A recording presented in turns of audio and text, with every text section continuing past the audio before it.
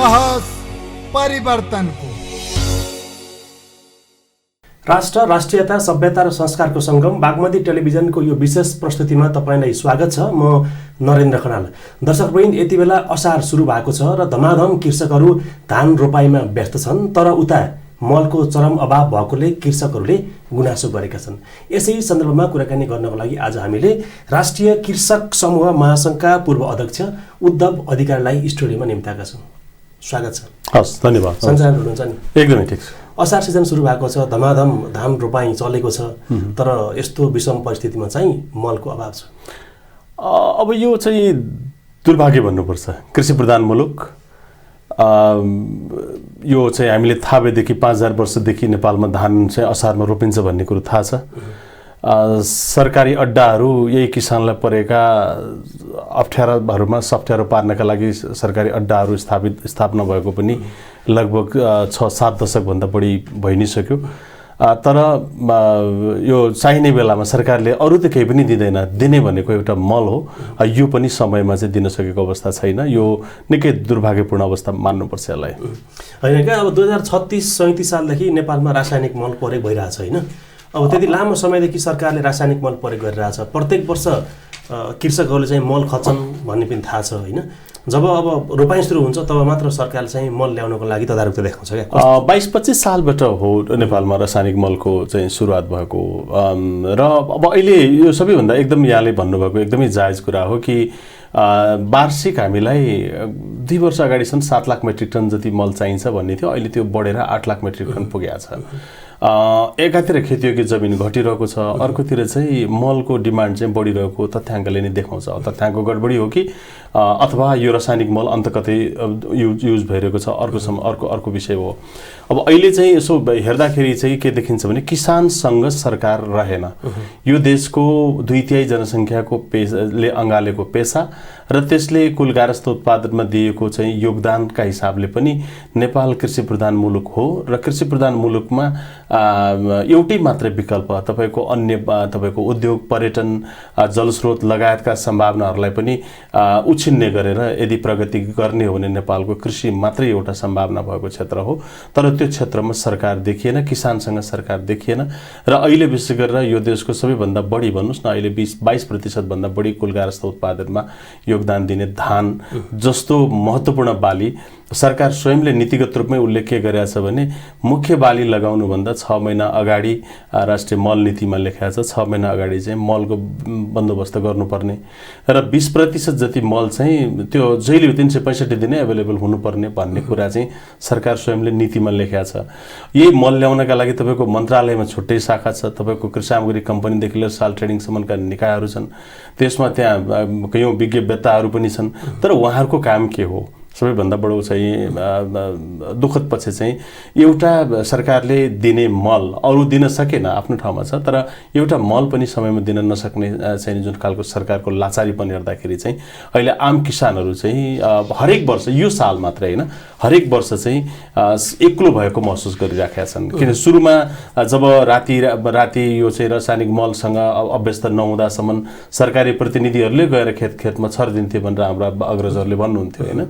त्यसरी त्यसमा बानी पारियो र अहिले चाहिँ त्यो भित्र भएको क्वालिटी कस्तो छ, त्यो भित्र भएको नाइट्रोजनको मात्रा कति छ अथवा त्यसमा हुनुपर्ने तत्त्व कति छ भन्ने कुरा चाहिँ नि त्यो अलग कुरा रह्यो। त्यो डुप्लिकेट आउँछ कि राम्रो आउँछ कि अथवा त्यसमा हुनुपर्ने नाइट्रोजनको मात्रा चाहिँ अलरेडी त्यो मलमा छ कि छैन भन्ने कुरा, त्यो नाप जाँच गर्ने कुरा अलग हो। तर त्यो मल नामको चिज पनि अहिले चाहिँ आम किसानहरूले नपाइरहेको सन्दर्भ छ। यो चाहिँ दुःखद विषय हो। अनि यो कस्तो देश हो क्या, जस्तो पैसा भयो भने अरू देशमा तपाईले हवाईजहाज किन्छु, हेलिकप्टर किन्छु, प्राइभेट पानी जहाजहरू किन्छु भन्दा पनि पाउँछ क्या। तर यहाँ त किसानले आफ्नो गोजामा भएको पैसा तिरेर म मल किन्छु भन्दा पनि किसानले मल पाउँदैन हैन। हैन, यो एकदम जायज कुरा हो यहाँको। यो अब अहिले जस्तो भन्नुस् न, अब एउटा अब मेरो व्यक्तिगत कुरा गर्नुहुन्छ भने म आफै चाहिँ लगभग अहिले 2060 देखि चाहिँ म प्राङ्गारिक खेतीपातीमा संलग्न भएको किसान हो। रासायनिक मलको विकल्पमा अब हामी जानुपर्छ। यसले माटो बिग्रियो, पर्यावरण बिग्रियो, यसले चाहिँ हाम्रो भनौँ न विदेशी मुद्रा चाहिँ निर्यात गर्नु पर्यो, हामीसँग भएका स्थानीय स्रोत साधनलाई सदुपयोग गरेर हामीले मलको व्यवस्थापन गर्न सक्छौँ भन्ने निष्कर्ष निकालेर हामीले चाहिँ यसलाई अर्ग्यानिक अभियानकै रूपमा लिएर गयौँ। र अब म व्यक्तिगत रूपमा भन्नुहुन्छ भने म हिन्दू कल्चर मान्ने मान्छे भएको हुँदा तामा तुलसी टाउकोमा राखेर म यो कृत्रिम रसायन छुन्न, विषादी छुन्न, रसायनिक मल पनि छुन्न भनेर चाहिँ प्रतिबद्धता व्यक्त गरेको मान्छे। म अहिले पनि 18-20 रोपनीमा चाहिँ बिना मल खेतीपाती गरिरहेको छु। यो फरक सन्दर्भ हो। तर आजका दिनमा जब जुन मान्छेलाई अभ्यस्त पारिएको छ आम किसानहरूलाई, उनीहरूलाई मल चाहियो, कुनै कस्टमा मल चाहियो आज। तर त्यो मल दिलाउने चाहिँ नि राज्यले भन्नुहोस् न गएको 1 वर्ष अगाडि भन्नु 11 महिना अगाडि अर्थमन्त्रीले मलका लागि भनेर विनियोजन गरेको बजेट अहिलेसम्म चाहिँ त्यो पैसाले मल किनेर ल्याएर चाहिँ गोदाममा राखिदिन सकिँदैन। किसानका चाहिँ नि एउटा चाहिँ नि सञ्जाल मार्फत चाहिँ सहकारी मार्फत चाहिँ किसानका पुग्न सक्दैन। असारको आज भन्नुहोस् न कति 5-6 गते भइसक्यो भन्दाखेरि यो चाहिँ निकै दुर्भाग्यपूर्ण अवस्था हो। सरकारको लाचारी पर्नु मलाई लाग्छ या नैतिकता यदि हुँदो हो भने यस्तो खालको क्रिटिकल सिचुएसन आउँदै गर्दा धेरै मान्छेले राजीनामा दिनु पर्थ्यो भन्ने लाग्छ मलाई। त्यो नैतिकता त अब नेपालमा खडेरी नै छ। मल खरिदका लागि अहिले सरकारले 15 अर्ब रुपियाँ छुट्याएको छ क्या। पैसाको अभाव पनि होइन। तपाईँलाई थाहा छ देश त लगभग लोनमै चलेको छ होइन। 20 खर्ब त हाम्रो वैदेशिक ऋण छ भनेपछि हामी चाहिँ लोनमै चलेका छौँ, मागेर चलेका छौँ। त्यसै अन्तर्गत चाहिँ 15 अर्ब मल्ला भनेर छुट्याएको छ। पैसा छ, मान्छे पनि छन् काम गर्नको लागि, सरकारले मान्छे खटाएको छ। तपाईँ हाम्रोतिरको ट्याक्स खाएर उहाँहरू चाहिँ बसिराख्नु भएको छ, त्यो ठाउँ ओगटेर बस्नु भएको छ होइन। तर मल ल्याउन सक्नुहुन्न। अब होइन एकदमै उहाँहरूले चाहिँ अब कहाँनिर ल्याएर अहिले कुरा गरिराख्नु भएको छ भने विभिन्न अब साल ट्रेडिङ मार्फत, नेसनल ट्रेडिङ मार्फत, अब G2G मार्फत होइन, अथवा चाहिँ फास्ट ट्र्याक मार्फत उहाँहरूले जे नाम दिए पनि अब विभिन्न उहाँहरूले प्रयास गरेको चाहिँ सुनिन्छ हामीले होइन। जस्तो अहिले चाहिँ यो असारको 15 गतेसम्ममा चाहिँ केही मलहरू आइपुग्छन् फरक प्रक्रिया अन्तर्गत चाहिँ नि अगाडि बढेका मल प्रोसेसहरू अन्तर्गत चाहिँ नि मल आइपुग्छ भन्ने खालको कुरा चाहिँ उहाँहरूले भनिराख्नु भएको छ। तर थाहा छैन असार 15 पछिको मलले, जबकि जेठको अन्तिम हप्तादेखि चाहिँ अन्तिम सातादेखि चाहिँ रोपाइँ सुरु भइसकेको अवस्थामा अब असारको 15मा आउने मलले के अर्थ राख्छ एउटा कुरा होइन। र अर्को कुरा चाहिँ अब अहिले विशेष गरेर डिएपी सबैभन्दा बढी यो रोपाइँमा गर्दाखेरि चाहिने मल भनेको डिएपी हो। अब अहिले हाम्रो अभ्यास चाहिँ के छ भने बढी युरियामै बढी हाम्रो जोड चलिरहेको छ।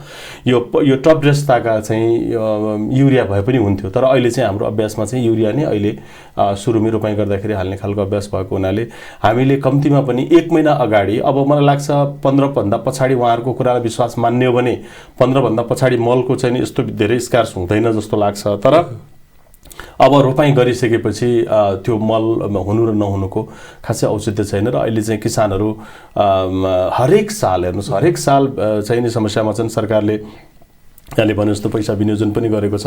पैसाको अभाव पनि होइन, अब पैसा नपुगेर मल आएन भन्ने एउटा लजिक हुन सक्थ्यो होइन। बिना लजिक बिना कारण अब चाहिँ अब कहिलेकाहीँ उहाँहरूले मल ल्याउने यो जिम्मेवारी पाएका निकायहरूको कुराहरू सुन्दाखेरि चाहिँ अचम्म लाग्छ। कहिले कोभिडलाई दोष दिनुहुन्छ, कहिले केलाई दोष दिनुहुन्छ होइन। अब अहिले चाहिँ मूल्यवृद्धिलाई उहाँले चाहिँ दोष दिइराख्नु भएको छ, अन्तर्राष्ट्रिय बजारको मूल्यवृद्धिलाई दोष दिइराख्नु भएको छ, कहिले खरिदेनलाई दोष दिइराख्नु भएको छ। यो बहानाबाजी चल्दैन कि बोर्डलाई त त्यो कुनै त्यो खरिदेन के हो पनि थाहा छैन, उसलाई कोभिड के हो भने पनि थाहा छ, उसलाई त मल चाहियो नि त होइन। त्यो मल उपलब्ध गराउने कुरामा न विकल्पको बारेमा चाहिँ सरकारले कुनै खालको एउटा रणनीति बनाउँछ, न चाहिँ अहिले उसले चाहिँ सिकाएको जुन खालको रसायनको खेतबारीमा प्रयोग गर्नुपर्ने कुरा र ठिक समयमा नउपलब्ध गराउँछ। यो चाहिँ निकै ठुलो दुःखद पक्षको रूपमा लिनुपर्छ यसलाई। अब तपाईँ हामीले सानो बच्चादेखि पढ्दै गर्दाखेरि चाहिँ अब नेपाल कृषि प्रधान देश भनेर पढियो, अहिलेका बच्चाले पनि त्यही पढ्छन् जानेर नजानेर होइन। कुनै समय थियो नेपालले चाहिँ अथाह धान उत्पादन गर्थ्यो, गहुँ उत्पादन गर्थ्यो होइन, मकै उत्पादन गर्थ्यो र विदेशी राष्ट्रलाई धमाधम बिक्री गर्थ्यो, निर्यात ठुलो सङ्ख्यामा निर्यात हुन्थ्यो, टेन्डरै आह्वान हुन्थ्यो होइन। हुँदा अहिले त कस्तो आयो भने तपाईँ केही अपवादका व्यक्तिहरूले बाहेक बेलुका खाने चामल, त्यो चामल सायद नेपालको चामल होइन, प्रत्येक वर्ष खाद्यान्न महँगिँदैछ। सायद यो विदेशबाट आउने चामलहरू जुन छ त्यो चामलमा तस्करी अथवा त्यसमा चाहिँ यो एक प्रकारको जो सेटिङ मिलाउनको लागि नेपालमा धान उत्पादन कम गर्नको लागि अहिलेको यो मल अभाव, कृत्रिम अभाव गरिदिएको जस्तो लाग्छ। हुनसक्छ, त्यहाँ पनि खेल हुनसक्छ। हरेक साल नभए यो कुरा किन दोहोरिरहन्छ होइन? यसलाई उत्पादन अब यहाँ कसै न कसैको यो चाहिँ नि त्यो खालको गेम हुन पनि सक्छ। हामीले त्यसलाई अलिकति आलोचनात्मक चेतका साथ त्यसलाई त्यहाँसम्म पनि हेर्नुपर्ने हुन्छ। अब तर मुख्य एकदम यहाँले महत्त्वपूर्ण कुरा भन्नुभयो कि लगभग 1985 विक्रम सम्वत 1985 ताका हामीले लगभग $1.5 करोड बराबरको कृषिजन्य उपजहरू हामीले निर्यात गरेको इतिहास छ भनेको लगभग 37 वर्ष जति अगाडि होइन। र अब हामी 8 वटा धान चामल कम्पनीहरू मार्फत चाहिँ पूर्वदेखि पश्चिमसम्म चाहिँ हाम्रा धान चामलहरू चाहिँ नि हाम्रा छिमेकी मुलुकहरूमा निर्यात गरेको इतिहास एकदम मिठो इतिहास पनि हामीसँग अलरेडी छ। अब त्यहाँबाट अब अहिले हामी जति पनि यो सरकारले कृषिको चाहिँ उन्नति गर्ने प्रगति गर्ने भन्ने नाममा जतिवटा संरचनाहरू खडा भए, जति त्यहाँ स्रोतहरू जान थाल्यो, अब त्यसपछि चाहिँ यो कृषि चाहिँ झन् ओह्रालो लाग्दै गएको अवस्थाहरू देखिन्छ। अब न चाहिँ तपाईँको अब कुरा गर्दा कृषिको यान्त्रिकीकरण, औद्योगिकरण, व्यावसायीकरणको कुरा गर्ने, तर दिने बेला एउटा सामान्य मल समेत उपलब्ध नगर्ने जुन खालको गरिरहेछ करनी र कथनी सरकारको यहाँनिर चाहिँ फरक परिराखेको छ। अब यसलाई हेर्दाखेरि चाहिँ अब सरकारले जस्तो भन्नुहोस् न चालु आर्थिक अब आगामी आर्थिक वर्षका लागि चाहिँ सरकारले अब आयातलाई चाहिँ प्रतिस्थापन गर्ने लगभग 30% जति चाहिँ मुख्य बालीहरूको चाहिँ आयात प्रतिस्थापन गर्ने, उत्पादन वृद्धि गर्ने भनेको साल अहिले चाहिँ असारको चाहिँ होइन आज 5 गतेसम्म किसान कहीँ पनि एक थोपै मल छैन होइन। अब कसरी उत्पादन बढ्न सक्छ? अर्कोतिरबाट के भइराखेको छ भने एकातिर मल छैन भनिराखेको छ, अर्कोतिरबाट चाहिँ यो ब्ल्याकमा मल जस्तो हामीले अस्तिकै पनि धादिङको घटनालाई लिन सक्छौँ। त्यो ब्ल्याकमा मल कसरी आउन सक्छ र सरकारले सहज रूपमा चाहिँ यो लिगल रूपमा किन मल ल्याउन सक्दैन भन्ने प्रश्न आम नेपाली किसानहरूको मनमा अहिले बसिरहेको छ। अब दुईटा विकल्पमा जानु पर्यो। एउटा चाहिँ जस्तो अब सरकारले भन्नुहोस् न रासायनिक मल कारखाना खोल्ने कुरा गरेको लगभग 72-73 देखि हो होइन। त्यो मल कारखानाको खोल्ने सम्भावनै छैन, तर ऊ त्यो बारेमा चाहिँ एउटा खालको असफल प्रयास गरिरहेको सन्दर्भहरू छ। नेपालको सन्दर्भमा रासायनिक मल कारखाना खोल्नु जरुरी पनि होइन, त्यो सम्भावना पनि छैन। त्यो किन सम्भावना छैन भने अब लगभग 47 सालतिर झापामा दुईटा खालको प्र्याक्टिसहरू भएको देखिन्छ निजी क्षेत्रबाट होइन। सरकारले चाहिँ सरकारी संस्थानहरू यो चाहिँ अब यो सरकारले थ्याक्न सकेन भनेर निजीकरण गरे। जस्तै त्यहाँ चाहिँ निजी क्षेत्रबाटै चाहिँ एउटा भनौँ न मल कारखानाको रूपमा जस्तो लुना मल होइन, अर्को त्यो दुईटा मलहरू चाहिँ फर्टिलाइजर कम्पनीहरू त्यहाँ सुरु भएका थिए, तर तिनीहरूले चाहिँ त्यो नियमितता पाउन सकेनन् भने निजी क्षेत्रबाटै अब आएको चिजले त चाहिँ लामो समय जम्मा उसले सबै जोड्दाखेरि 57-58-59 तिर बन्द भयो त्यो सबै जोड्दाखेरि जम्मा 8-8.5 महिना पनि उसले उत्पादन गर्न सकेन र अझ पछिल्लो चरणमा त त्यो मलाई लाग्छ यो उताबाट आएको मलहरूलाई रिप्याकिङ गरेर बेच्यो भनेर विरोध भइसकेपछि त्यो कम्पनी बन्द भयो। र सरकार आफैले अब अहिले चाहिँ मल कारखाना खोल्ने जो खालको कुरा यो लगभग चाहिँ यो 8-10 वर्षदेखि गर्दै आइरहेको छ, यो चाहिँ असफल विकल्प हो। अब अरू हामीसँग अथाह विकल्पहरू छन्, त्यो विकल्पमा सरकार जानै चाहेको देखिँदैन होइन। जस्तो मलको विकल्प भनेको चाहिँ स्वाभाविक रूपमा हामीसँग 30 लाख हेक्टर जमिन हो, खेतीयोग्य जमिन। यो 30 लाख हेक्टर जमिनका लागि हामीसँग पर्याप्त मल छ होइन, तर मल राज्यले देखिरहेको छैन। अहिले हेर्नुहोस् हामीसँग मैले अघि भर्खर आउँदा देख्दै थिएँ गाई हेर्नुहोस् यति राम्रो चाहिँ महत्त्वपूर्ण चाहिँ प्रकृतिले दिएको एउटा चाहिँ पशुवस्तु हो, त्यसको राम्रोसँग व्यवस्थापन गर्ने भने त्यसले ठुलो क्षेत्रमा चाहिँ हामीले तपाईँको यो अहिलेको मलको चाहिँ स्क्यार्सलाई हामीले चाहिँ कम गर्न सक्छौँ होइन। अब अहिले हरेक ठाउँमा ती गाईहरूलाई चाहिँ के भन्छ छोडिदिने सडकमा चाहिँ होइन, अब छाडा चौपाएको रूपमा नगर ट्राफिकहरूको चाहिँ टाउको दुखाएको विषय, नगरपालिकाहरूको टाउको दुखाएको विषय, कतै कान्छी हाउसको नाममा बनाएर तिनीहरूलाई चाहिँ भोकै थुनिदिएर त्यहीँभित्रै भोकै मारिरहेको अवस्थाहरू पनि छ। कतिपय ठाउँसारीका नाममा चाहिँ तिनीहरूलाई त्यत्तिकै भिडबाट लडाएर मारेका घटनाहरू पनि हामी देखिरहेका छौँ। मल कारखाना त्यो हो, त्यो मल कारखानालाई हामीले चाहिँ नजरअन्दाज गऱ्यौँ, त्यसलाई देखेनौँ, नदेखे चाहिँ गऱ्यौँ होइन। र अहिले पनि हामीले 61 को तथ्याङ्क अहिलेसम्म भ्यालिड छ, अर्को नआउन्जेल त्यो तथ्याङ्कलाई आधार मान्ने हो भने 37-38 लाख घर परिवारहरू पशुपालन गर्छन् अहिले पनि। ती पशुपालनमा गर्ने घरहरूका गोठहरूलाई हामीले मल कारखानाको रूपमा विकास गर्ने किन नसकेको होइन। त्यो ठुलो सम्भावनाको क्षेत्र हो, तर त्यसलाई चाहिँ न त्यो चाहिँ घामबाट त्यो मललाई बचाउन सकेको छ किसानले, न पानीबाट त्यसलाई संरक्षण गर्न सकेको छ। यदि त्यो घाम पानीबाट मात्रै संरक्षण गर्ने हो भने मलको ठुलो समस्या त्यही किसानको गोठबाटै समाधान भएर जान्छ। नम्बर 1। नम्बर 2, हामीसँग अहिले नगरपालिकाहरूको ठुलो चाहिँ नि फोहोरको व्यवस्थापनको जुन खालको हामीले विशेष गरेर अहिले काठमाडौँमै बस्दै गर्दा यो ठुलो तनावको विषय छ। हरेक अहिले नगरपालिकाहरूको चाहिँ फोहोर व्यवस्थापनको ठुलो समस्या छ। त्यो फोहोर होइन, त्यो आफैमा मल हो। आज हामी औपचारिक रूपमा सरकारको 15 र अनौपचारिक रूपमा हिसाब गर्ने भने ठुलो रकम लगभग चाहिँ 35-40 अरब रुपियाँ चाहिँ हामीले मलको लागि हामीले विदेश पठाइरहेका छौँ होइन। खुला ओपन बोर्डरबाट आउने मलहरू, अनौपचारिक रूपबाट आउने मलहरू लगायतका मलहरू कुरा गर्ने हो भने त्यत्रो ठुलो रकम होइन हाम्रो विदेश गइरहेको छ। एकातिर हामी चाहिँ व्यापार घाटाका हिसाबले, हाम्रो विदेशी ऋणको हिसाबले, हामीसँग विदेशी मुद्रा सञ्चितका हिसाबले हामी चाहिँ कमजोर बन्दै जाने, अर्कोतिर चाहिँ हाम्रै गोठखोरमा हाम्रै चाहिँ नि घरबाट निक्लेको फोहोर चाहिँ जो मल बन्न सक्थ्यो त्यो मललाई चाहिँ हामीले व्यवस्था गरेर त्यतिकै चाहिँ खेर हाल्ने र त्यसलाई चाहिँ उल्टो डम्पिङ गर्नका लागि उल्टो थप स्रोत साधन जनशक्ति खर्च गर्ने खालको जुन खालको हामीले चाहिँ यो विपरीत बाटो, उल्टो बाटो हिँडिरहेका छौँ। यो बाटोमा कसरी चाहिँ नि एउटा एकरूपता, सुल्टो बाटो हिँड्नका लागि कसरी हिँड्न सकिन्छ भन्ने बारेमा पनि हामीले अब सोच्नुपर्छ। त्यो ढिलो भइसकेको जस्तो लाग्छ। अर्को विकल्प हामीसँग अहिले पनि यो वन जङ्गलले भरिएको मुलुक हो। हामीसँग बायोमासहरूलाई त्यसलाई राम्रोसँग सदुपयोग गर्ने हो भने सरकारकै तर्फबाट हरेक पालिकाहरूले एउटा चाहिँ कम्पोस्ट बिनको रूपमा त्यसलाई विकास गर्ने र जङ्गलमा भएका ती चाहिँ नि वनस्पतिहरूलाई त्यसलाई कुहाएर त्यसलाई चाहिँ कम्पोस्ट मलको रूपमा विकास गर्ने हो भने त्यो ठुलो सम्भावना छ। अरू त्यस्ता धेरै अहिले प्रविधिहरू आएका छन् होइन। भर्मी कम्पोस्ट लगायतका अरू धेरै मलहरूको चाहिँ नि प्रविधिहरू आइसकेका छन्। हामीले त्यसलाई अगाडि लिएर जान सक्छौँ। बोकासी लगायतका प्रविधिहरू आइरहेका छन्। त्यो लगायत हेर्नुहोस् अहिले हामीले चाहिँ एकल बाली प्रणालीले पनि हामीलाई यो मलको धेरै ठुलो चाहिँ माग गरिरहेको छ होइन। जब बाली कमर्सियलाइजेसन हुन्छ त्यसपछि चाहिँ नि यो रासायनिक मलको विकल्प हुँदैन हामीसँग। अहिले चाहिँ हामीले यो जस्तो भनौँ न मिश्रित बाली प्रणालीलाई हामीले चाहिँ नि राम्रोसँग जोड दिएर जाने हो भने मिश्रित बालीले पनि वायुमण्डलमा लगभग 79-80% नाइट्रोजन त हाम्रो वायुमण्डलमै त्यतिकै खेर गइरहेको छ। त्यो वायुमण्डलमा भएको चिजलाई अहिले चाहिँ हामीले रासायनिक मल भने पनि आखिर वायुमण्डलबाटै तान्ने हो मेसिन त्यो प्रविधि मार्फत होइन। रासायनिक मल कारखानाले पनि, तर त्यसलाई चाहिँ के भने बाई नेचर प्रकृतिकै चाहिँ नि माध्यमद्वारा तान्नका लागि हामीसँग पुर्खाले धेरै कुरा हामीलाई सिकाएर गएका छन् होइन। तपाईँको गेडाजन्य चिजहरू रोप्ने होइन, जस्तो गेडागुडी जन्य चिजहरूबाट हामीले ती नाइट्रोजनहरूलाई ल्याउन सक्छौँ। जुन कुरा चाहिँ हामीले हेर्नुहोस् न आजभोलि हामी धान रोप्ने बेला छ, आलीको धान चाहिँ नि खेतमा रोप्छौँ, आलीमा हामी मास रोप्छौँ, भटमास रोप्छौँ होइन। मकै रोप्छौँ, आजभोलि मकै गोड्ने बेला भएको छ, मकैबारीभित्र चाहिँ हामी सिमी लगाउँछौँ, भटमास लगाउँछौँ भनेको त्यो स्वाभाविक रूपमा त्यसलाई चाहिने नाइट्रोजन चाहिँ हामीले वायुमण्डलबाट लिने जुन खालको यो चाहिँ मिश्रित खेतीबाली प्रणाली थियो त्यो प्रणालीलाई पनि हामीले ध्वस्त पारेर अहिले चाहिँ यो व्यावसायीकरणका नाममा हामीले त्यो प्रणालीलाई पनि सिद्ध्यायौँ। त्यसले पनि माटोलाई चाहिने नाइट्रोजनहरू चाहिँ पर्याप्त मात्रामा ल्याइरहेकै हुन्थ्यो होइन। हामीले त्यस्ता खालका प्रणालीहरूतर्फ अब फेरि पुनर्विचार गर्ने हो कि होइन। यस्ता खालका धेरै विकल्पहरू तर्फ अब चाहिँ जानुपर्छ, किनभने विश्व बजारमा पनि रासायनिक मलको मूल्य वृद्धि असाध्यै धेरै हुँदै गइरहेको, जस्तो जब कि 450 प्रति मेट्रिक टन मल चाहिँ अहिले लगभग 900 को हाराहारी $900 हाराहारी पुगिसकेको सन्दर्भ छ, अरू देखिन्छ। सरकार स्वयंले पनि यही 15 अरबबाट मुस्किलले चाहिँ 1.5 लाख मेट्रिक टन भन्दा बढी मल 1.5 लाखदेखि 2 लाख मेट्रिक टन भन्दा बढी मल दिन सकेको अवस्था छैन, जबकि 6-7-8 लाख मलको आवश्यकता त फेरि पनि नेपाललाई छ। अब यही मल पनि मूल्य वृद्धिका कारणले गर्दा सरकारले जति यो चाहिँ अहिले जति मल चाहिन्छ देशलाई त्यति मल अब सरकारी अनुदानबाट आउन सक्दैन होइन। यो एकदमै नसकिने अप्ठ्यारो बाटोबाट हामी हिँडिरहेका छौँ, जङ्गारको बाटो हिँडिरहेका छौँ। यो बाटोबाट फर्किनुपर्छ। न सरकारले जस पाउँछ, न किसानले राम्रोसँग चाहिँ आफूले आफ्नो खेती गर्न पाइरहेको सन्दर्भहरू छ। यसबाट अब हामी स्थानीयतामा आधारित, हामी चाहिँ आत्मनिर्भरतामा आधारित चाहिँ नि मल प्रणालीलाई चाहिँ बढी जोड दिनुपर्छ होला।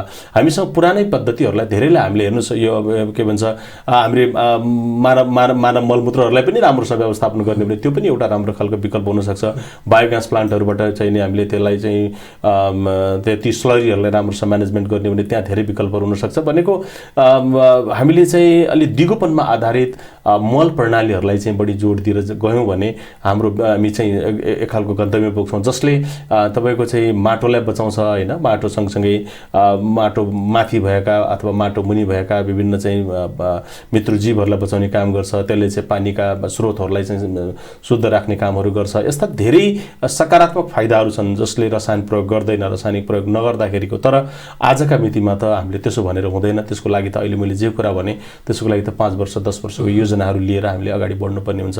तर आजका लागि त मल चाहियो, कुनै पनि कस्टमा मल चाहियो। त्यो मल चाहिँ नि दीर्घकालीन योजना पनि नबनाउने अनि अब किसानलाई मल पनि नदिने खालको हिसाबले चाहिँ यो त्यो हुनुभन्दा बरु यो सरकारकी संरचनाहरू मल हामीलाई सरकारले दिँदैन, अनुदान पनि दिँदैन, हामीलाई मल दिनका लागि कसैले हामीले तिरेको कर खाएर जागिर खाएर पनि बसेको छैन भन्ने भयो भने किसानले एउटा सुर गर्छ।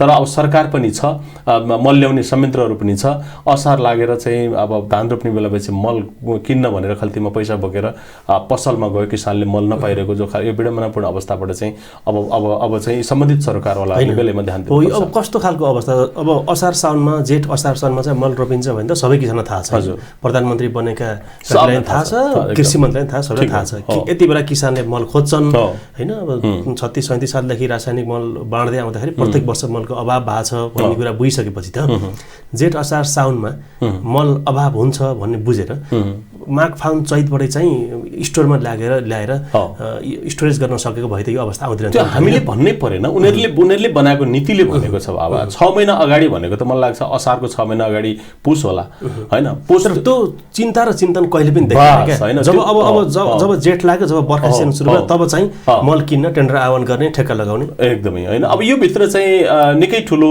स्वार्थ छ भन्ने खालको सुन्छौँ। अब हामीसँग प्रमाण नभइकन त बोल्न मिलेन र त्यो भित्र स्वार्थ नभएको भने अख्तियार लगायतका निकायहरू पनि कृषि सामग्री कम्पनीसँग आकर्षित हुने थिएनन् हैन। अहिले चाहिँ लगभग 12 जना भन्दा बढी चाहिँ त्यहाँका कर्मचारीहरू अहिले पनि अख्तियारको चाहिँ कारबाहीमा छन्। लगभग 1.5 अरब रुपियाँ प्रति एकजनाको बिगो बराबर चाहिँ बिगो दाबी गरेको अवस्थाहरू देखिन्छ हैन। अब यो सबै कुरालाई हेर्दाखेरि चाहिँ अहिले त्यहाँभित्र अनियमितता हुनसक्छ। यो अब त्यो अनियमिततालाई नि चाहिँ नि सपोर्ट गर्नका लागि यो थाहा छैन, अब यो उत्पादन कमी गराउनका लागि हो, किसानलाई ह्यारेस गर्नका लागि हो, अथवा चाहिँ अब के का लागि हो यार। अब नभएदेखि यसमा जवाबदेहिता कसैसँग पनि भएन कि आजका दिनमा तिमीले समयमा मल किन ल्याउन सकेनौ भनेर तिनलाई एक खालको क्रस क्वेसन गर्ने निकायहरू त छ नि त, त्योभन्दा माथिल्लो निकायहरू छ नि त। त्यो निकायहरू किन चुप लागेर बसिराखेका छन् हैन। अब भन्न अस्ति चाहिँ संसदमा दिनभरि मलकै बारेमा छलफल भयो, त्यो खुसी लाग्यो हामीलाई। तर त्यो कुरा उहाँहरू पनि किन असार लागिसकेपछि बहस गर्नुहुन्छ, किन समय सधैँ बहस गर्नुहुन्न हैन। अब त्यो सँगसँगै अरू सम्बन्धित निकायहरूले पनि जस्तो कृषि मन्त्रालयलाई प्रश्न गर्ने हो, प्रधानमन्त्री कार्यालयले सोध्नु पर्यो, अब अथवा मन्त्रालय मातहतका निकायहरूलाई प्रश्न गर्ने मन्त्रीज्यूले प्रश्न गर्नु पर्यो होला कि त्यो प्रश्नका लागि प्रश्न मात्रै नभइकन तपाईले यो समयमा यति उपलब्ध गराउन सक्नु भएन भने तपाईको चाहिँ तपाईलाई यो प्रकृतिको सजाय हुन सक्छ भन्ने खालका नियमहरू पनि त होला नि। त्यो नियमहरू किन कार्यान्वयन नैतिकताकै आधारमा कृषि सामग्री केन्द्र नेपाल साल ट्रेडिङका सबै कर्मचारी राजीनामा दिएर गए भयो। बस एकदमै हामी त्यहाँबाट त्यहाँसम्म पनि हेर्न सक्छौँ। योग्य मान्छेहरू जाला हैन। सही कुरा, अरूलाई अवसर दिनु एकदमै सही कुरा। अब किनभने हैन अहिले त अझै हामीले माथि गएर हेर्ने भनेदेखि त यो चाहिँ सामान्य एउटा सिपाहीले गोली चलाउँदाखेरि पनि त्यसको नैतिकता त गृहमन्त्रीसँग आएर जोडिन्छ नि, हाम्रो प्र्याक्टिस त त्यो हो नि त। त्यसैले कृषि मन्त्रीज्यूले चाहिँ यो बारेमा अलिकति गम्भीर ढङ्गले समय छँदै नसोचेको हो कि यो मात्रै कृषि मन्त्री होइन, अगाडिका मन्त्रीहरूले पनि यो चाहिँ यो समय छँदै किन यो मलहरू आउँदैन, किन उहाँहरू कहाँ अल्मलिराख्नु भएको छ, के काम के परिणाम के छ, केही पनि छैन। तर जे चिज सामान्य किसान तहमा जाने थोरै स्रोत साधन एउटा किसानलाई यसले निकै राहत भएको छ, यसलाई हामीले स्वागत योग्य मान्नुपर्छ कि कम्तीमा पनि किसानले ठुलो राहत भएको छ। अहिले लगभग 114 रुपियाँ प्रति केजी पर्ने मललाई चाहिँ 15 रुपियाँ किलोमा चाहिँ यो भन्नुहोस् न उपलब्ध गराइरहेको सन्दर्भहरू छ। युरियाको हकमा भने डिएपी को हकमा यो 140 को हाराहारी कति पर्छ यो, अब त्यसलाई चाहिँ 40-44 रुपियाँमा चाहिँ अहिले चाहिँ उपलब्ध गराइरहेको सन्दर्भहरू छ। ठुलो अनुदान छ। लगभग युरियामा प्रति केजी 100 रुपियाँ नै जस्तो अनुदान छ भने डिएपीमा चाहिँ 88-89 रुपियाँको एभरेजमा चाहिँ अनुदान दिएको छ सरकारले प्रति केजी। त्यो राम्रो पछि हो, तर त्यो चिज पाउनु पर्यो क्या किसानले, त्यो चिज पाउनु पर्यो। अझ म त अझै यहाँलाई के सुझाव दिन्छु भने यो ठुलो रकम भन्नु 15 अरब ठुलो पैसा हो। 15 अरबले अब केही पनि पुग्नेवाला छैन। पोहोर ल्याएको भन्दा अब 50% मल नआउने भयो बजार मूल्यको कारणले गर्दा। अहिले यो मललाई चाहिँ निजी क्षेत्रलाई छोडिदिने हैन, रासायनिक मलको आयातलाई निजी क्षेत्रलाई छोडिदिने, त्यहाँ प्रतिस्पर्धा हुन्छ, त्यहाँ के हुन्छ जसको राम्रो छ उसैको किनेर ल्याउँछ। तर सरकारको जति पनि यो सरकारले गरिरहेको अनुदान छ यसमा नघट्ने शर्तमा 15 अरब होइन 30 अरब भन्दा बढी पैसा चाहिँ यो यस्ता खालका हाम्रा यो स्थानीय स्रोत साधनमा आधारित मलका चाहिँ नि पद्धति प्रविधिहरूले चाहिँ प्रवर्धन गर्नका लागि विनियोजन गर्नु पर्यो। आगामी 10 वर्षमा हेरौँ त रासायनिक मल चाहिँदैन भन्छ किसानले हैन। तर अब के भने अब त्यही थोरै पैसा छुट्याउने भने थोरै पैसाले चाहिँ अनि समयमा मल नल्याइदिने अनि अर्को विकल्प पनि नदिने अनि परिस्थिति यस्तो निर्माण गर्ने कि किसानले गोठमा गाई पाल्ने चाहिँ अवस्था सृजना नहुने अनि जसरी पनि यो चाहिँ बजारकै भर पर्नुपर्ने अनि समयमा मल नपाउँदै गर्दा त किसान त यो हरेक क्षेत्रबाट प्रकृतिले बजारले अनि त्यसपछि वन्यजन्तुले अनि सरकारले सबैले पेल्ने एउटा पात्रको रूपमा सबैले चाहिँ एउटा खेल्ने एउटा पात्रको रूपमा अहिले किसान चाहिँ थिचिएको मिचिएको देखिन्छ। अब यसरी चाहिँ कसरी कृषिको उन्नति हुन्छ, कसरी राज्यले लिएका कृषिको उत्पादन वृद्धि गर्ने, कृषिको आयात प्रतिस्थापन गर्ने राज्यका लक्ष्यहरू कसरी पुरा हुन्छन् र? अब होइन क्या, मरुभूमि भएका देशहरूमा चाहिँ बाहिरबाट माटो लिएर आएर त्यो मरुभूमिमा चाहिँ माटो राखेर अनाज फलाएर मान्छेले निर्यात गरिरहेछन् मरुभूमि भएका देशमा। हाम्रो त परिभाषा पनि पहिला नेपालमा कृषकको परिभाषा 80-85% जनता कृषिमा आश्रित छन् भन्थ्यो होइन, गर्दा गर्दा गर्दा 60-63% घारीमा आएको छ। युवा जमात चाहिँ विदेशी खाडीमा जान्छ, यहाँ काम गर्न खोज्दैन होइन, अलिकति शिक्षित जमात पश्चिमा कल्चरमा मुलुकहरूमा जान्छ पढ्नको लागि, फर्केर आउँदैन। भएका केही मान्छेहरूले नेपालको कृषि धानौँ त, गरौँ न त, कल्चर राखौँ, यहीँ केही फलाउन त भन्दै गर्दा पनि एकदम सही भन्नुभयो, किसानलाई प्रोत्साहन गर्ने खालको चिन्ता र चिन्तन कुनै पनि सरकारले निकालेर देखिँदैन।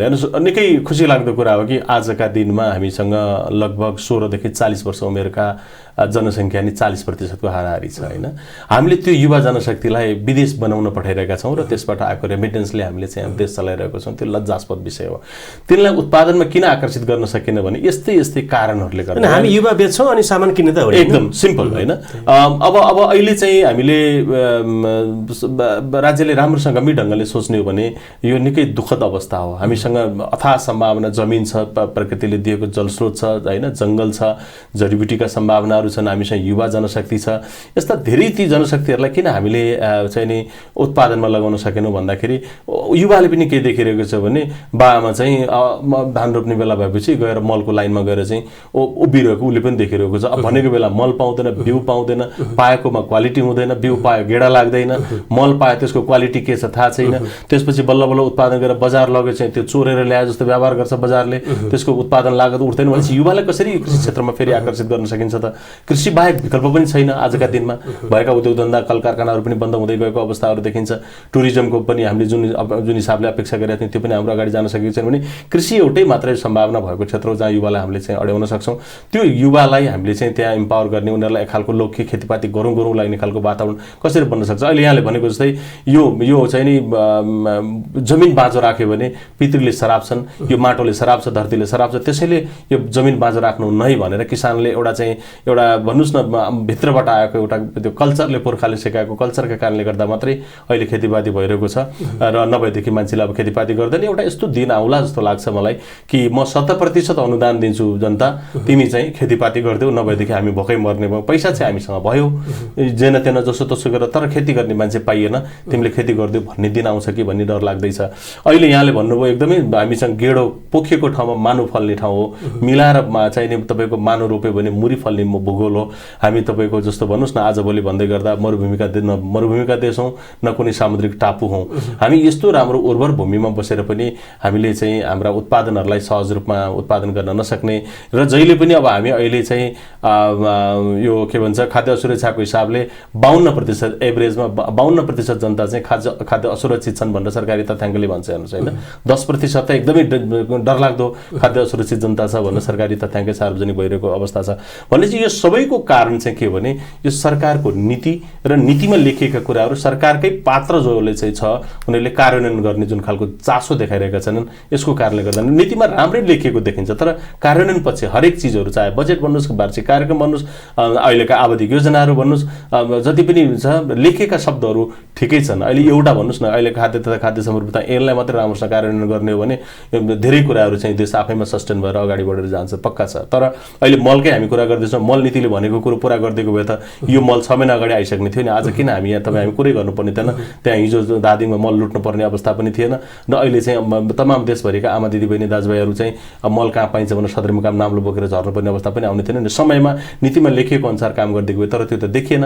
अनि यो तरिकाबाट चाहिँ हामीले नेपालको कृषिलाई उन्नत बनाउन सक्दैनौँ। अर्कोतिर यसरी हेरौँ न फेरि, जस्तो अब धान चामल हामीले कुनै समयमा चाहिँ विदेश पठाउँथ्यौँ, अहिले चाहिँ उल्टो आयात गर्छौँ होइन।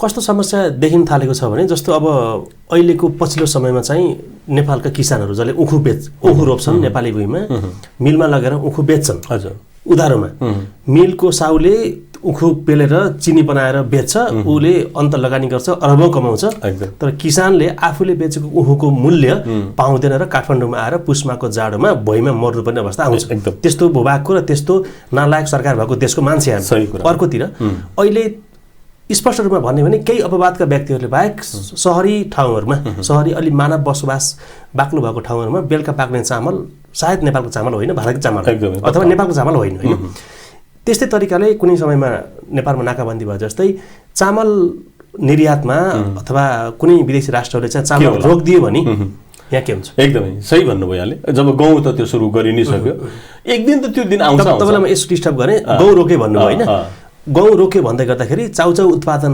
कम्पनीहरूले चाहिँ अब भारतबाट गहुँ आएन भने नेपालमा चाउचाउ उत्पादन हुँदैन भनेर हात उठाउन थालिसक्यो एकदमै हामी कहाँ पुग्छौँ चामल सही कुरा एकदमै होइन यो चाहिँ अब होइन अब गहुँको आयात रोक्ने बित्तिकै यो भनौँ न कुखुराको दानादेखि लिएर व्यावसायिक रूपमा गरेका गाईका दाना चोखरहरूदेखि लिएर यो त्यसबाट बन्ने जति पनि पिठो मैदादेखि लिएर चाउचाउ बिस्कुट सबैतिर त्यसले असर गर्नेवाला छ नम्बर 1 भने दोस्रो कुरा चामलमा जुन यहाँले भन्नुभयो लगभग गत सालको 50 अरब जतिको चामल हामीले किनेको त छ अब त्यो चामल त्यहाँबाट नआएको भोलिपल्ट हामी भोकै पर्ने अवस्था पक्का पक्की भइसकेको छ पक्का पक्की भइसक्यो किनभने उसका बढी भएको छ र उसले जबरजस्ती यता पठाइरहेको छ नाकाबन्दीको कुरा यहाँले भन्नुभयो 6 महिना नाकाबन्दी हुँदाखेरि अरू सबै चिजलाई नाकाबन्दी भयो भने विशेष गरेर कृषिजन्य उपजहरूलाई चाहिँ उसले उहाँबाट जबरजस्ती पठाएर हामीले खान पायौँ तर रोक्न सक्छ नि त होइन तर रोक्न सक्छ किनभने जनसङ्ख्या उसका पनि बढी रोकिरहेछ अहिले चिनी रोकिरहेछ अहिले मैले सन्दर्भ कहाँ जोड्न खोजेँ अहिले चिनी रोकिरहेछ तपाईँ हामीले आजभन्दा केही दिन अगाडिपट्टि 90-92 रुपियाँ किलो चिनी किन्थ्यौँ भारतले अहिले चिनी रोकेको छ 90-92 रुपियाँको चिनी अहिले 120 रुपियाँ किलो बल्ल बल्ल मुस्किलले पाइन्छ बजार भनिसकेपछि त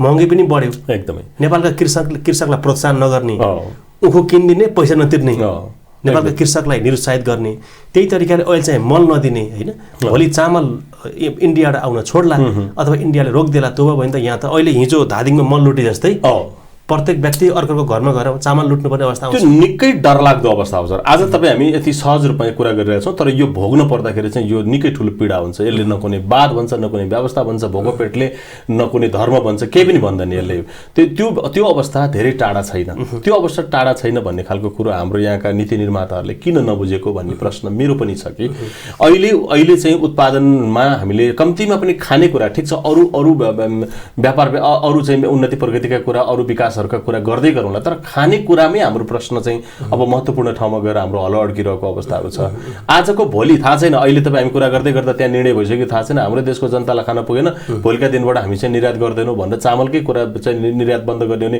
पर्सिबाट हाम्रो अवस्था के हुने होइन रोक्नु पर्यो समय हुनु पर्यो सामान्य प्याजकै कुरा गरौँ न भारतले प्याज रोकिदिन्छ प्याज रोक्दा प्याजको हाहाकार हुन्छ नेपालमा होइन सामान्य प्याजको जुन कुरा नखाए पनि पुग्छ चल्छ जुन कुरा नखाए पनि हुने प्याज जस्तो सामान भारतबाट नआउँदाखेरि यहाँ प्याजको हाहाकार हुन्छ चामल त खानै पर्यो सही कुरा यो सरकारको चाहिँ कृषिप्रति हेर्ने दृष्टिकोण चाहिँ अरू क्षेत्रमा पनि यस्तै देखिन्छ हामीले परबाट हेर्दाखेरि तर कृषि हामी आफै त्यसमा डुबेको कारणले गर्दा चाहिँ कृषिप्रति सरकारको हेर्ने दृष्टिकोण चाहिँ पुरै निर्वाहमुखी छ यो भए पनि हुन्छ नभए पनि हुन्छ भन्ने नै हो जस्तो तपाईँको चैतमा रोपेको धान अब आज भोलि भटाभट निकाल्दैछन् म बिहान झापातिरको साथीहरूसँग कुराकानी गर्दै थिएँ भुसको भावमा धान बेच्नुपर्ने अवस्था देखिराखेको छ आज होइन 15 रुपियाँ किलोमा चाहिँ धान किनेन मान्छेले भनेर बिहान साथीहरू गुनासो गर्दै हुनुहुन्थ्यो भनेको के भइरहेछ कि हाम्रो देशमा नि होइन यो कसले हेर्ने यसको नियमन गर्ने निकाय को हो होइन सधैँभरि यसै गरी चल्छ सधैँभरि राम भरोसेमा चल्ने हो यति दुःख गरेर चाहिँ धान फलायो हेर्नुहोस्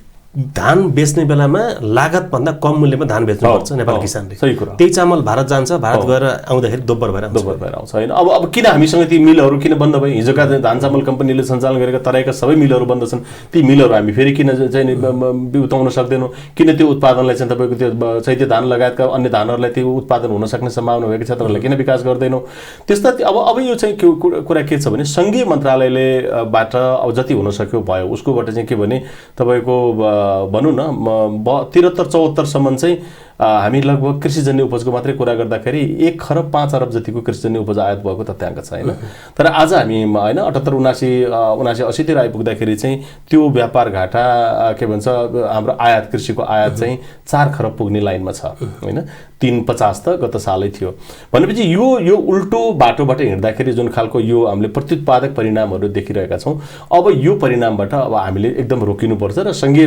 मन्त्रालयले पनि नीति बनाउँदाखेरि अब त्यही अनुसारको नीति बनाउनुपर्छ र अब मेरो भरोसा चाहिँ हामी संघीयताको कुरा गर्दै गर्दा यो चाहिँ 3 तहका सरकारहरूले योजनाहरू बनाउँदाखेरि पनि कुरा मिठै सुनिन्छन् तर कार्यान्वयनमा आउँदा त्यो कुरा चाहिँ धेरै कार्यान्वयन कृषि केन्द्रित हुनु पर्यो कि आज पनि फेरि विकास निर्माण पूर्वाधार लगायतका कुराहरूमै बढी चाहिँ व्यस्त भएको देखिन्छ तथापि अहिले आजकै मितिमा भन्नुस् न असारको हामी 5 गते बसेर कुरा गरिराख्दाखेरि पुँजीगत खर्च चाहिँ 37% नागेन भन्ने कुरा आइराखेको छ हैन अब बाँकी रहेको 20 दिनमा कति खर्च हुन्छ थाहा छैन त्यस्तो खालको पुँजीगत चाहिने विकास र विकास निर्माणका लागि समय दिनुभन्दा उत्पादनमूलक क्षेत्रका लागि चाहिने स्रोत साधन जनशक्ति र योजनाहरू अब तिनी तहको सरकारहरूले नबनाउने हुन थाहा छैन एउटा देशले अर्को देशलाई आज हामीसँग लगभग 115 भन्दा बढी मुलुकबाट चाहिँ के हामीले कृषिजन्य उपजहरू आयात गरेर खाइरहेका छौँ इभन गुन्द्रुकसम्म हामी लाजमर्दो कुरा छ आयात गरेर खाइरहेको सन्दर्भहरू छ एउटा देशले एउटा महादेशले अर्को महादेशलाई एउटा देशले अर्को देशलाई एउटा अब प्रदेशले अर्को प्रदेशलाई र एउटा पालिकाले अर्को पालिकालाई उत्पादन दिन नसक्ने दिन आउन सक्छ त्यो धेरै टाढा छैन त्यसका लागि कम्तीमा पनि आफ्नो पालिकालाई कसरी आत्मनिर्भर बनाउन सकिन्छ भन्ने बारेमा अब हरेक पालिका तहबाट यस्ता खालका योजनाहरू बन्न पर्यो र अहिले ठिक्क बेला भएको छ पालिका तहका योजनाहरू बन्ने बेला भएको छ बजेटको तयारी गर्दै हुनुहुन्छ असार 10 मा उहाँहरूको बजेट आउँदैछ कि कसरी कृषिलाई चाहिँ प्रवर्धन गर्ने कसरी कृषिलाई केन्द्रबिन्दुमा राखेर छलफल अगाडि बढाउने कृषिलाई कसरी बढीभन्दा बढी स्रोतहरू विनियोजन गर्ने भन्नेतर्फ चाहिँ अब यो 753 वटै तहहरूले अब सोच्नु जरुरी छ कि अब संघीय सरकारबाट जे हुन सक्ने थियो भयो तर अब त्यसो भनेर संघीय सरकारले पनि चुप लाग्न पाइएन उनले पनि अहिलेसम्म भएका गल्तीहरूबाट सचिएर यो गलत बाटोबाट जानबाट फर्केर सही ट्र्याक समात्नु पर्यो र विशेष गरेर अहिलेको स्थानीय तहहरूले चाहिँ कृषिमा अलि बढी केन्द्रबिन्दुमा कृषिलाई केन्द्रबिन्दुमा राखेर बजेट आउनु पर्यो नीति कार्यक्रमहरू बन्नु पर्यो त्यसो नगर्दा भोलिका दिनमा अब अहिले आइरहेको छ भोलि आउँछ भन्ने खालको हिसाबले बस्यो भने हामी ठुलो भुल हुनेछ हामी ठुला सडकमा त हामी हिँडौँला हामी ठुला पूर्वाधारका विकास त गरौँला तर मान्छे भोकै भएको दिन त्यो पूर्वाधारहरूले कुनै औचित्य राख्दैन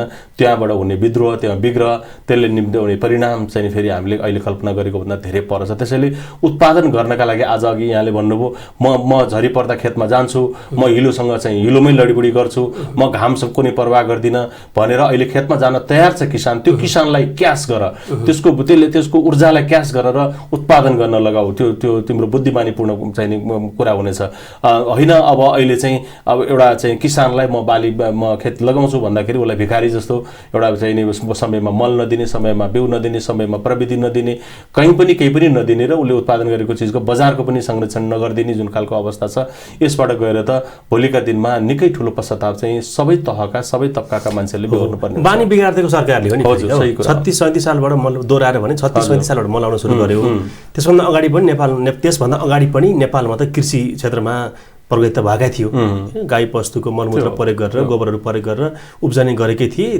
त्यति बेलाको सेरोफेरोमा चाहिँ झन् नेपालबाट धान जन्य पदार्थ अथवा अरू खाद्यान्न चाहिँ बाहिर पठाइन्थ्यो बानी बिगार्दियो सरकारले युरिया डिएपी अथवा नाइट्रोजन मलहरू हाल्नको लागि हैन प्रत्येक वर्ष मलको अभाव हुन्छ अहिले पनि अभाव भएको छ अब आउँदो वर्ष पनि मलको अभावै हुन्छ सक्दैन निकममा सरकार भइसकेपछि हामी सक्दैनौँ मल ल्याउन सरकारले मल ल्याउन सक्दैन हामी अब निजी क्षेत्रलाई हस्तान्तरण गर्छौँ निजी क्षेत्रले किसानलाई मर्का नपर्ने गरी किसानलाई अनुदान दिने गरी सरकारले हेर्छ वाचडकको रूपमा किसानलाई मल ल्याएर देऊ सरकारले हात उठाउँछ भन्ने किन्न सक्नु अब यो चाहिँ अब यो होइन त्यो एकदम राम्रो विकल्प मैले अघि पनि राखेँ अब निजी क्षेत्रलाई दिने बित्तिकै निजी क्षेत्रले फेरि एकदमै न्याय गर्छ भन्ने कुरा पनि अब त्यहाँ चाहिँ अलि कठिन छ तर अहिले सरकारले यो विगत लामो समयदेखि भनौँ न अब उसले चाहिँ असफल भएको गर्नै नसकेको हिसाबले चाहिँ सरकारको लगानी चाहिँ योभन्दा अहिले विनियोजन गरेको रकमभन्दा मलका लागि यसको डबल बनाएर लाने तर उत्पादन त्यो सरकारले विनियोजन गरेको रकम चाहिँ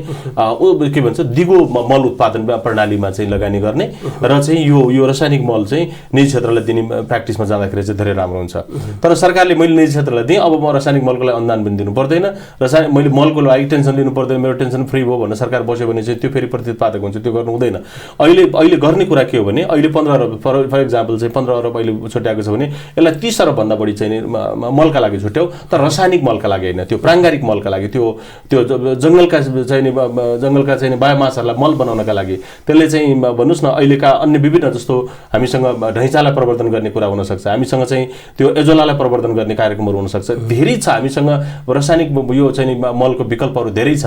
त्यो विकल्पहरूतर्फ चाहिँ ती स्रोत साधनहरू खर्च गर्दै गयो भने हाम्रो माटो पर्यावरण सबै कुरो पनि संरक्षण हुन्छ, हाम्रो विदेशी मुद्रा पनि बाहिर जाँदैन र यो बिस्तारै आफै आफ चाहिँ यो रासायनिक मलको माग पनि बिस्तारै घट्दै जान्छ। अब सरकारले एकैचोटि निजी क्षेत्रलाई दिएर उच्च बोलाएर बस्दाखेरि चाहिँ त्यो झन् प्रतित्पादक हुन सक्छ।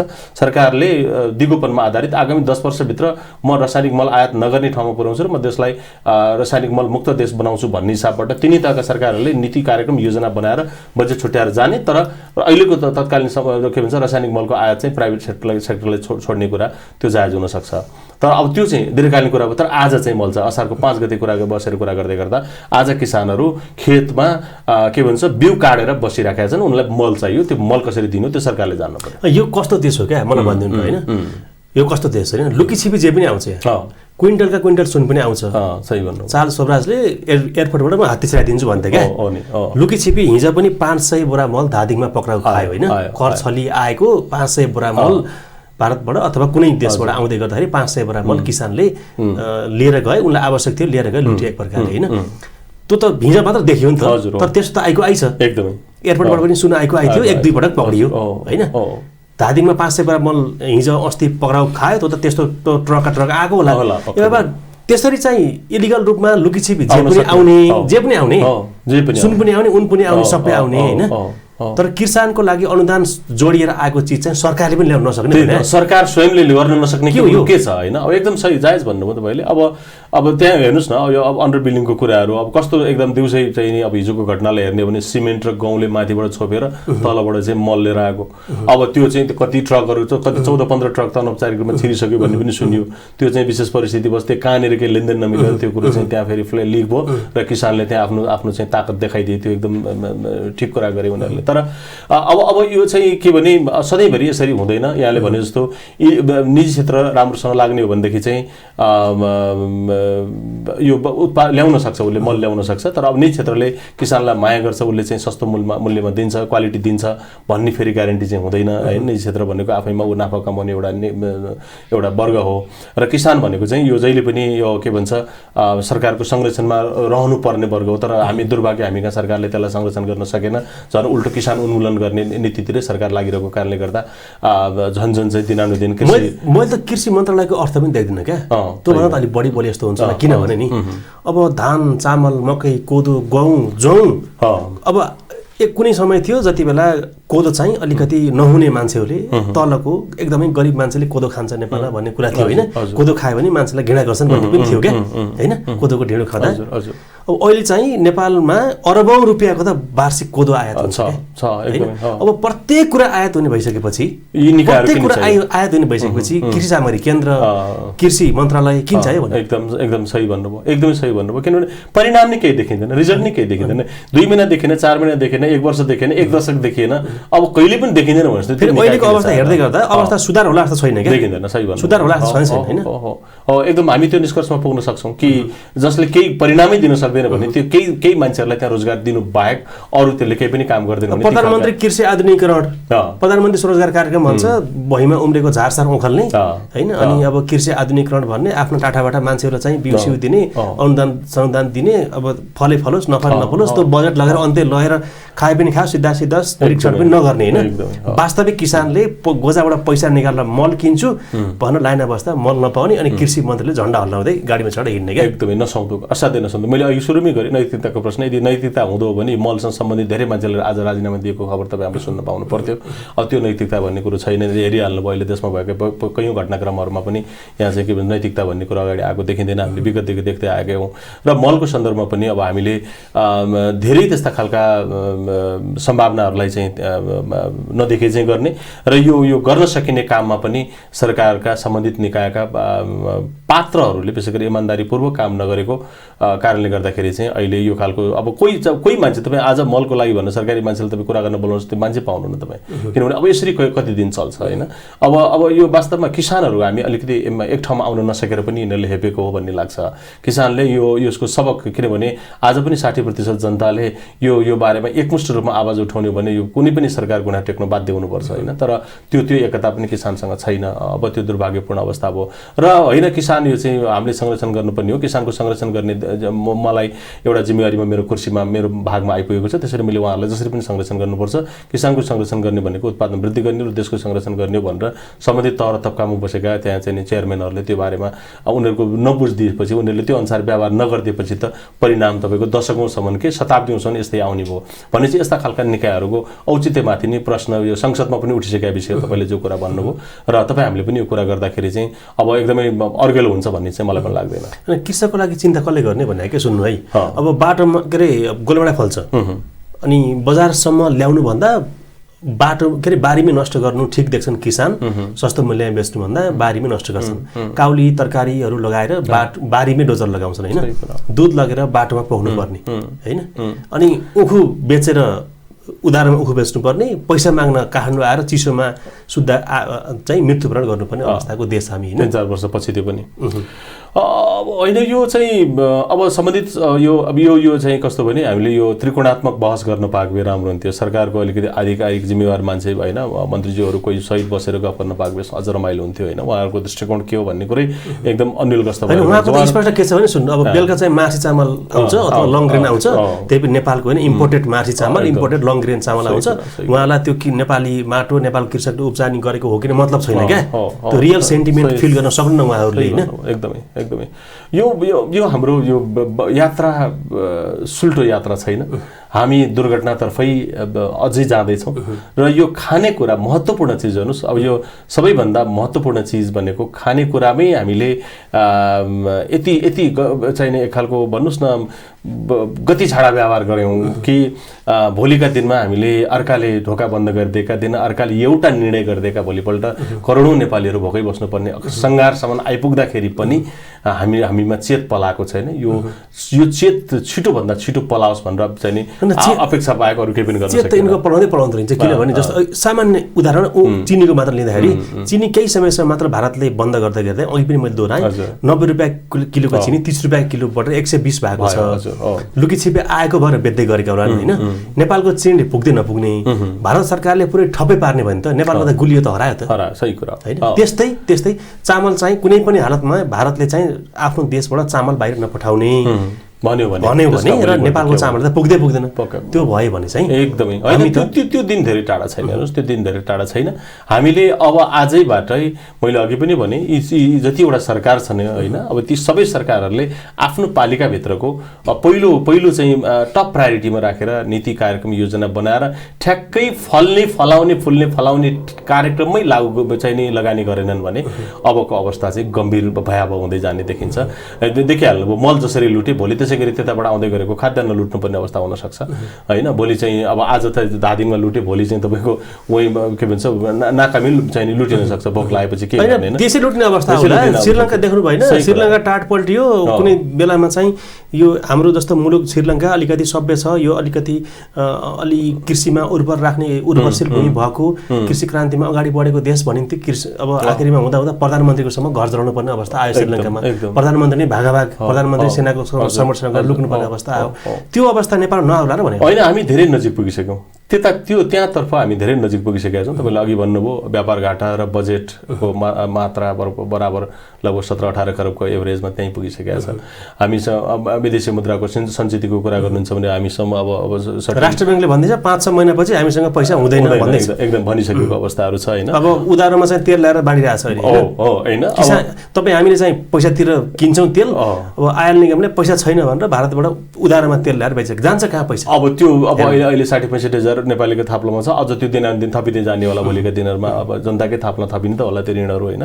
यो अहिलेको डिजास्टर छ। यो बाटोबाट हामीले चाहिँ गन्तव्य पुग्न सक्दैनौँ। मुख्य कुरो खानाका लागि खेतीपाती गर्ने कुरा सरकारले चाहिँ सम्बन्धित तहका सरकारहरूले बेलैमा सोचुन्। यहाँको यो महत्त्वपूर्ण टेलिभिजन मार्फत आज तपाईँ हाम्रो चाहिँ सन्दर्भ ठिक समयमा भएको छ।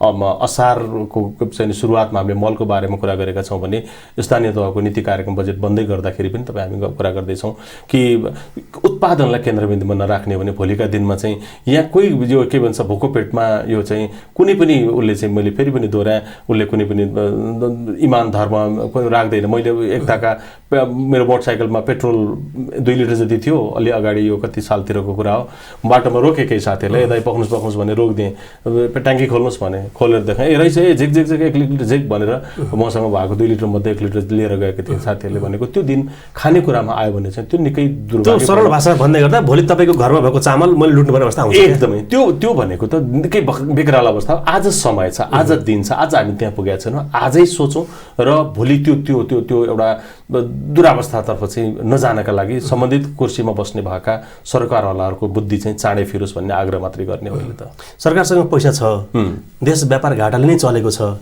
देश त मागेरै चलेको छ। हामी विश्वको दृष्टिकोणमा नेपाली हामी सबै मगन्धनी हौँ होइन। मागेरै ल्याएको पैसा छ तर सरकारले मल ल्याउन सक्दैन है। सरकारवाला निकायलाई उनीहरूको बुद्धि फिर्ने तरिकाले छोटकरीमा के भन्न चाहनुहुन्छ?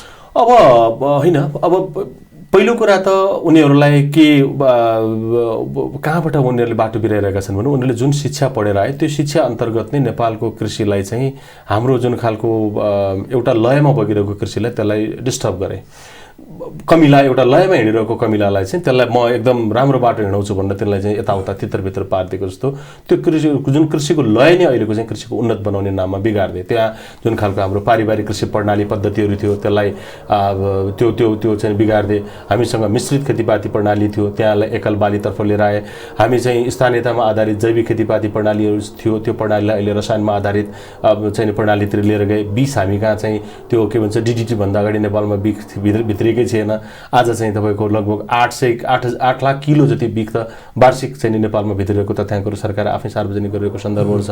अहिले हरेक मान्छेहरू चाहिँ यस्ता खालका असाध्यै रोगले नसर्ने त्यस्तो खालको रोगबाट आक्रान्त थिएन एउटा त्यो समय। आज हरेक मान्छेहरू चाहिँ देख्दा एकदम सग्लो देखे पनि रोगले आक्रान्त छ। कमाइको सिङ्गो जिन्दगीभरको कमाइ चाहिँ उसको स्वास्थ्य उपचार गर्दा पनि नपुग्ने अवस्थामा जनताहरू पुगिसकेको सन्दर्भहरू छ। यो सबै कुरालाई मध्यनजर गर्दै नेपालको कृषिलाई कम्तीमा पनि पोषणयुक्त खानेकुरा, हाम्रो चाहिँ पोषण भन्नुहोस् न, हाम्रो चाहिँ अब गोठबाट आउँथ्यो, खोरबाट आउँथ्यो, बारीबाट आउँथ्यो हाम्रो पोषण। अब आज चाहिँ तपाईँको सुपर मार्केटबाट आउनुपर्छ भन्ने खालका नीतिहरू चाहिँ बनाएर हामी चाहिँ यहाँ बुद्धिविलास गरिरहेको अवस्थाहरू छ। अब हामी फर्केर खेतीपाती चाहिँ अन्न आउने भनेको फेरि पनि माटोबाटै हो, खेतीपाती गर्ने भनेको फेरि पनि किसानले हो। त्यो माटोलाई कसरी बचाउन सकिन्छ, त्यो पर्यावरणलाई कसरी बनाउन सकिन्छ, त्यहाँभित्र भएका मित्रजीवहरूलाई कसरी बचाउन सकिन्छ, त्यो माटोसँग खेल्ने रमाउने किसानको स्वाभिमानलाई कसरी बचाउन सकिन्छ, उसलाई उत्पादनमा चाहिँ कसरी चाहिँ झन् इन्करेज गर्न सकिन्छ भन्नेतिर सरकारका नीति कार्यक्रमहरू जाने हो भने हामी एकदम उचित ठाउँमा छौँ। तर अब सरकार अहिले जसरी जो चाहिँ यो गलत बाटोबाट हिँडिरहेको छ विगत लामो समयदेखि, रसायनपूर्ण बाटो अथवा चाहिँ रसायनभित्र पनि उसले चाहिँ समयमा दिन नसक्ने, कहीँ पनि जस्तो समर्थन मूल्य तोक्छ, जस्तो भनौँ न अब अहिले 30 रुपियाँ चाहन्छन् धानको समर्थन मूल्य तोकेको छ। अब किसानले बेच्दाखेरि चाहिँ गत साल 17-18 रुपियाँमा धान बेचेको कुरा हामीले सुन्यौँ होइन। तिम्रो यो चाहिँ यो बेमौसमी वर्षाले तिम्रो धान चाहिँ बिग्रेको छ, त्यसैले हामी चाहिँ पैसा दिन सक्दैनौँ भनेर सरकार धान किन्दैन। अब उखुको कुरा यहाँले ल्याउनु भयो, उखु समर्थन मूल्य तोक्छ, किसानले लौ सरकारले तोकेकै मूल्यमा भनेर उखु बेच्छ। अब 3 वर्ष 4 वर्षसम्म चाहिँ उखुको चाहिँ भुक्तानी प्राप्त गर्न सक्दैन भने यस्ता खालका पुरा नहुने खालका सरकारले बोले जस्तो सक्यो त्यो त कानुन हो नि त। सरकारले बोलेको कुरै पनि कार्यान्वयन हुँदैन जहिले पनि भनेपछि यो निकै विडम्बनापूर्ण अवस्था हो। कृषिमा अरू क्षेत्रमा जस्तो तसो चल्ला तर कृषिमा चाहिँ चल्दैन। यो चाहिँ हामीले भोकै यहाँ कुनै पनि पेट भोको राखेर अरू यो देशलाई चाहिँ हामीले उन्नत बनाउने सम्भावना छैन। त्यसैले कृषिलाई केन्द्रबिन्दुमा राखेर विशेष गरेर कृषि पढेकै कृषिका निकायहरूमा काम गर्ने चाहिँ पात्रहरूले नि यो कुरा चाहिँ बढी एकदम जोरदार रूपमा बाहिर ल्याउनु पर्यो कि कृषिलाई संरक्षण गर्न ढिलो भइसक्यो, हामीले लिएको नीति गलत रहेछ र अब हामीले चाहिँ किसान संरक्षण गर्ने र किसानका आवश्यकताहरूलाई चाहिँ हामीले सम्बोधन गर्ने खालका कार्यक्रमहरू नीतिहरू ल्याउनु पर्यो भन्नेतर्फ चाहिँ सम्बन्धित सरकारवालाहरूले बेला छँदै ध्यान दिनु जरुरी छ। अब यो भनिरहँदा हामी भनिराख्ने, उहाँहरू सुनिराख्ने या नसुन्ने या सुने पनि वास्ता नगर्ने कुराले चाहिँ फेरि पनि भोलि हामी एउटा फर्किन नसक्ने दुर्घटनातर्फ जान्छौँ। त्योतर्फ चाहिँ सबैको बेलामा ध्यान पुगोस् भनेर आग्रह गर्न चाहन्छु। तपाईँले भने जस्तै यी सबैको चेत फिरोस्। कार्यक्रममा आइदिनु भयो, धेरै धन्यवाद। अवसरका लागि यहाँलाई पनि धेरै धेरै धन्यवाद। हस्, नमस्कार। दर्शकवृन्द, यति बेला वर्षायाम सुरु भएको छ। किसानहरू धान रोपाइमा व्यस्त छन्, तर कि सरकारले किसानलाई मल दिन सकेको छैन।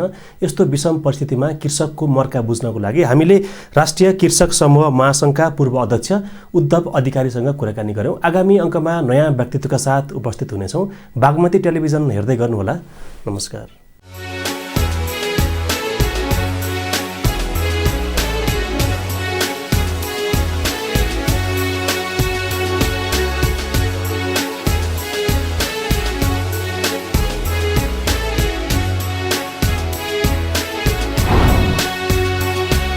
बहस परिवर्तनको।